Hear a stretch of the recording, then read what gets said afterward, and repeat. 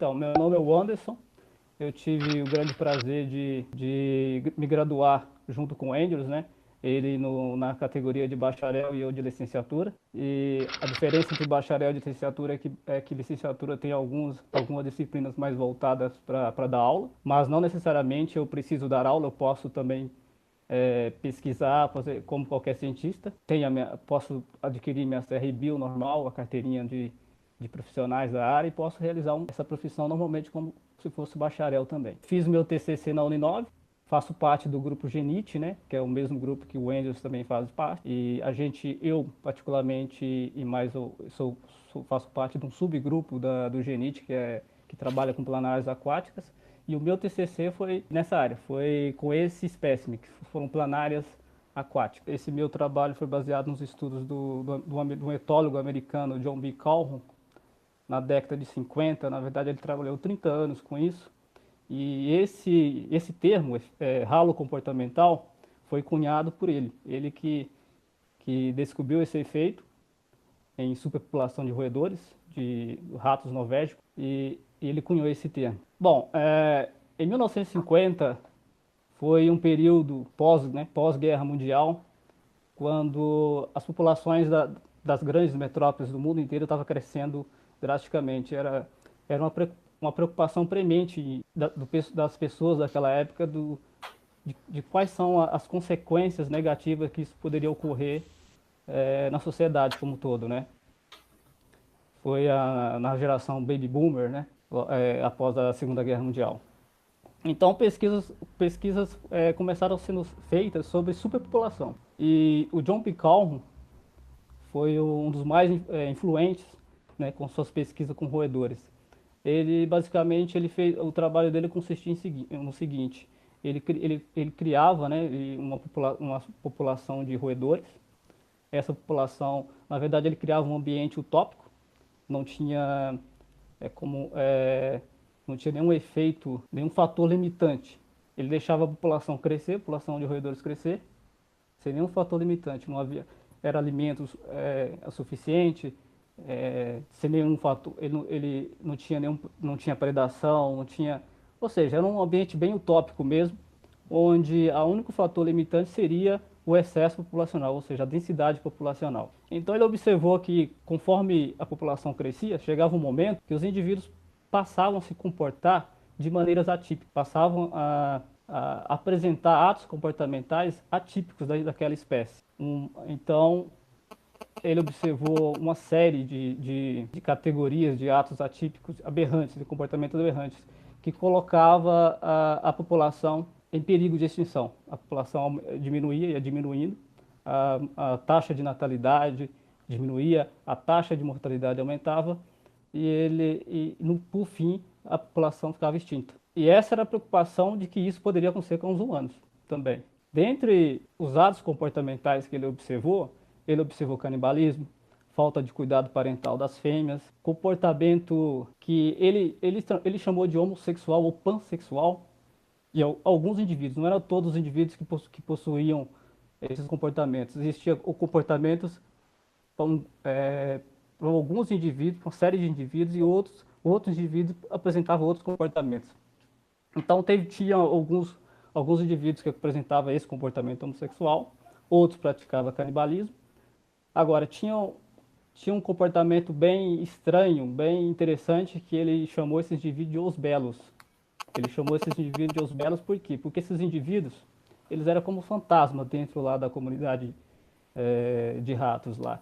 Eles não eram notados por outros indivíduos, os indivíduos deixavam eles não brigavam, não competiam por status, né? Porque ratos competem muito por status. Não apresentava interesse sexual por fêmeas, nem nada. E esses indivíduos eram chamados de belos exatamente porque eles não participavam de briga, eles tinham umas pelagens bem bonitas, eram gordinhos. Só que assim, segundo o Calhoun, que era especialista em ratos, para ele, esses indivíduos eram os que mais apresentavam o efeito da cloaca comportamental. Por quê? Por todos esses comportamentos aberrantes que não fazem parte do comportamento típico da espécie, ele chamou de cloaca comportamental ou ralo comportamental. Na verdade, no inglês é behavioral sync. Então, esses comportamentos atípicos, ele, em conjunto, ele denominou de behavioral sync, que significa ralo comportamental ou cloaca comportamental. Essa foi a tradução que você vê muito os portugueses fazerem essa tradução. Que significa o seguinte, que o comportamento da espécie foi para o ralo. Eles estão apresentando comportamentos que não fazem parte, né, do comportamento típico deles. Então, de certa forma, é uma patologia, né? Esses comportamentos geram uma patologia. E tudo isso decorrente do excesso da densidade populacional. Então, o meu trabalho foi inspirado nesses estudos dele. Eu queria descobrir se esse fenômeno ocorre em espécies menos derivadas, né, evolutivamente, como planárias. Eu queria descobrir se planárias apresentavam esses comportamentos aberrantes, como o Corrum observou em ratos, e não só Corrum, mas como teve outros pesquisadores também que observou esse mesmo fenômeno em outros mamíferos, principalmente mamíferos sociais, em cervos, em coelhos. E esse comportamento era associado a uma hipertrofia nas glândulas suprarrenais. Então, comecei o meu trabalho teve uma duração de 8 meses, né, no laboratório, no LabPlan, que é um laboratório do subgrupo do GENIT, na Uninove, e observei uma população. Inicialmente, essa população tinha 74 espécies, né, de planárias, e mensalmente eu ia aumentando a população artificialmente, ia colocando mais indivíduos lá, ia observando e anotando para ver se eu observava algum comportamento aberrante. E o interessante também é que esses comportamentos aberrantes, em última instância, vai influenciar sempre como um fator limitante. Todo fator limitante, em última instância, influencia a taxa de natalidade e a mortalidade, né? Então, o resultado do meu trabalho foi que realmente eu consegui observar alguns atos comportamentais aberrantes, que não é típico de planária, como o canibalismo. Com o aumento artificial da população, o canibalismo aumentava. Isso foi muito interessante, foi muito bem emblemático esse resultado. Além de fugas, as planárias começavam a sair, né, da água pela borda, como se não quisesse ficar no ambiente, né? Um ambiente populoso, que elas saíam.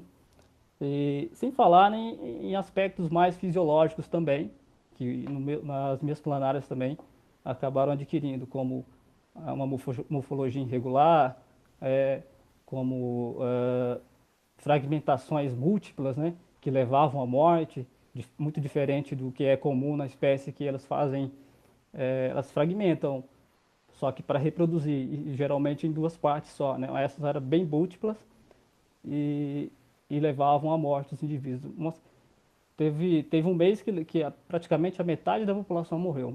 Eu tinha uma população acho que já estava nos 200 e poucos, né? 200 e poucos indivíduos. A metade morreram todas.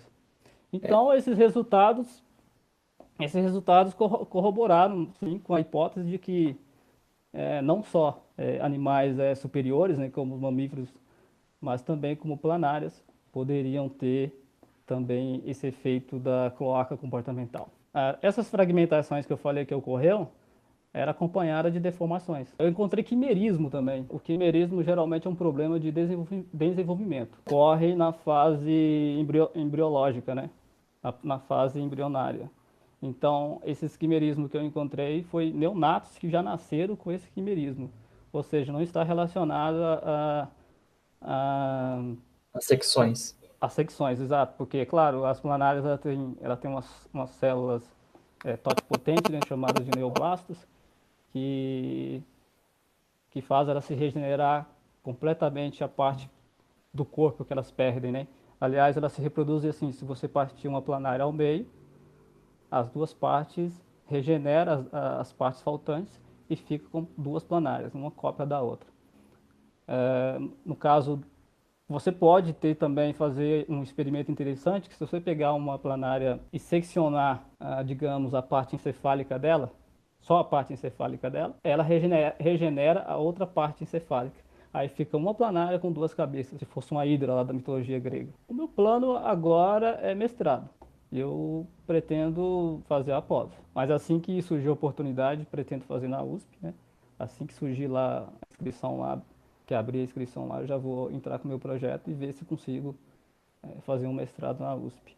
E por enquanto, meus planos também é, até lá, até esse mestrado sair, eu vou trabalhar por enquanto como professor, também, porque afinal eu fiz licenciatura, né? Foi para isso.